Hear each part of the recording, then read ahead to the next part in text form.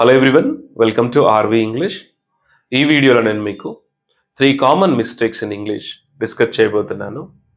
అవి ఏంటంటే, despite of the rain the match continued. Despite of the rain the match continued అంటే వర్షం ఉన్నా సరే మ్యాచ్ కంటిన్యూ అయింది అని. ఇక్కడ డిస్పైట్ అనే ప్రిపోజిషన్ తర్వాత ఆఫ్ అనే వర్డ్ని మనం యూజ్ చేయకూడదు. సింపుల్గా despite the rain the match continued అనాలి.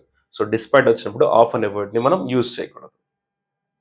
నేను బస్లో ఉన్నాను, I am in the bus అనకూడదు.